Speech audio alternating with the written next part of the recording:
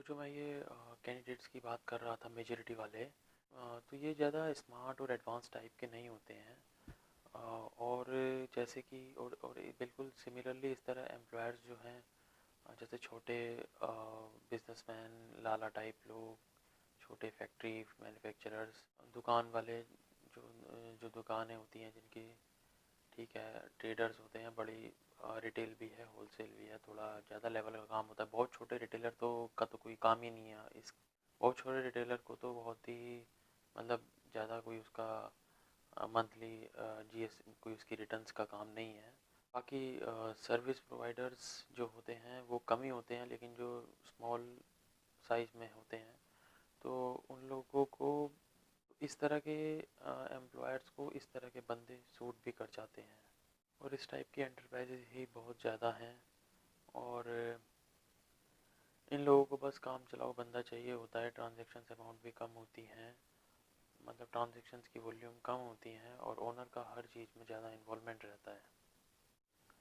But corporate और MNC जैसे बड़े लेवल पर तो उन्हें क्वालिटी वाला बंदा ही सूट करेगा, और वो सैलरी भी उस हिसाब से अच्छी फिगर्स में ही देते हैं, क्योंकि स्टाफ की स्ट्रेंथ भी अच्छी खासी 100 के आसपास, इससे बहुत ज़्यादा, मतलब मिनिमम तो मैं कहता हूँ कि 100 से तो स्टार्टिंग ही होती होगी।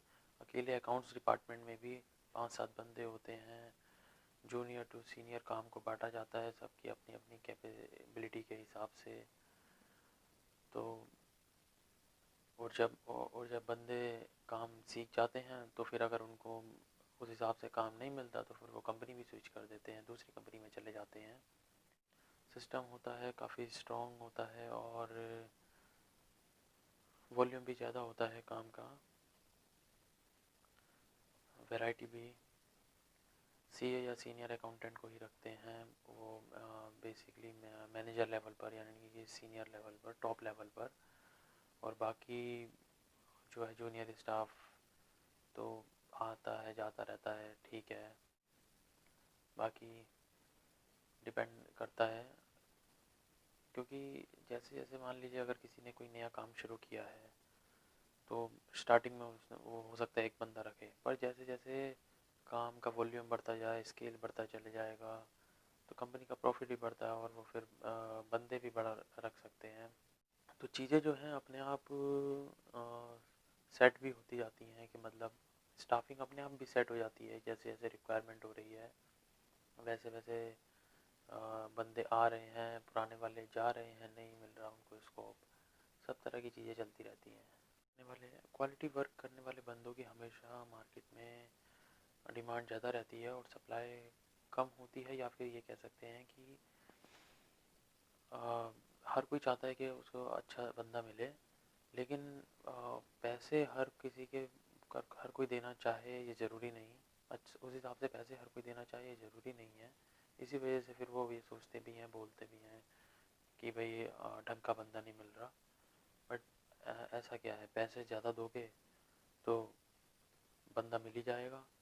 कोई बंदे को कहीं पर कम मिल रहे होंगे, और वो अगर वो कोई बंदा अगर के अंदर इम्प्रूवमेंट हो जाता है, और फिर उसको कोई बंदा कहीं पर काम कर रहा होता है और उसको अंदर इम्प्रूवमेंट होने लगता है, काफ़ी उसे लगता है कि काफ़ी इम्प्रूवमेंट हो रहा हो, और फिर उसको ग्रोथ नहीं मिल रही है, मतलब उस हिसाब से काम नहीं मिल रहा है, या उसको और कुछ नया सीखना चाहता है वो, तो जो है उसको वैसा मौका नहीं मिल रहा है, आगे बढ़ने का मौका नहीं मिल रहा है, तो वो कंपनी चेंज ही करता है।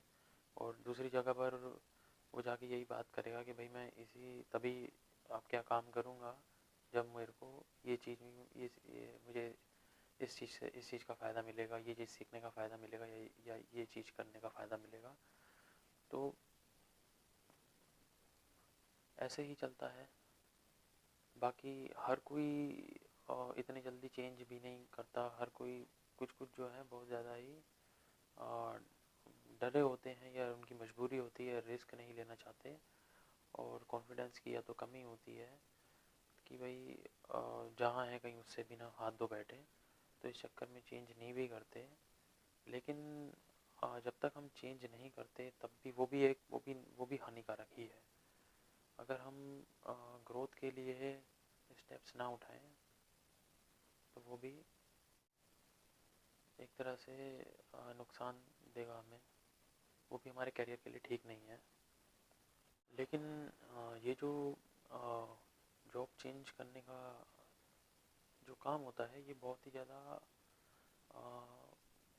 चीज़ों को एश्योरिटी से बहुत ज़्यादा ही सेफ साइड चलकर करना चाहिए।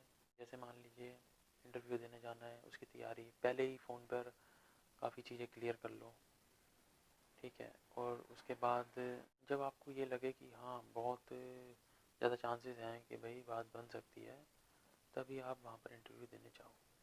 बाकी इसके बारे में अभी और चीज़ें मेरे माइंड में अभी आ भी रही हैं, और फिर अभी हम और डिस्कस करेंगे, क्योंकि आ, मैंने जो अभी अपने पास मेरे पॉइंट्स हैं, उसमें इस चीज़ पर अभी इतनी डिटेल में मैंने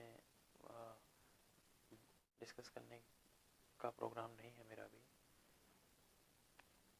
लेकिन हाँ, फिर भी जैसे कि अब बात उठ ही गई है, तो फिर मैं जैसे मेरे माइंड में आ रही है कि अगर अगर मान लीजिए, अब ये भी एक बड़ा इशू रहता है कि मतलब अगर हम एक जॉब कर रहे हैं और उसे करते करते दूसरी जॉब में कैसे इंटरव्यू देने जाएं, कैसे स्विच करें दूसरी जॉब में, और करंट जॉब में भी मतलब बहुत ज़्यादा दिक्कत ना आए कि करंट जॉब भी हमारी चलती रहे, उसमें भी ऐसा ना हो कि भाई एम्प्लॉयर को लगे कि हम उसको पता चले कि हम छोड़ने वाले हैं, या फिर उनका काम सफ़र कर रहा हो। वैसे तो क्या कहते हैं, अगर जो है आप छुट्टियाँ लो, अगर आपकी छुट्टी लेने से पैसे कटते हैं तो भी कोई बात नहीं है, या आखिरकार आपकी ग्रोथ का सवाल है, ठीक है। अल्टीमेटली कहीं खोया जाएगा तो कहीं पाया भी जाएगा, और ज़्यादा ही पाया जाएगा।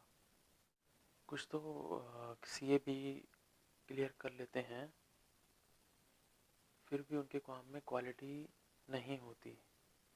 क्वालिटी से मेरा मतलब है काम में परफेक्शन और स्मार्ट वर्क।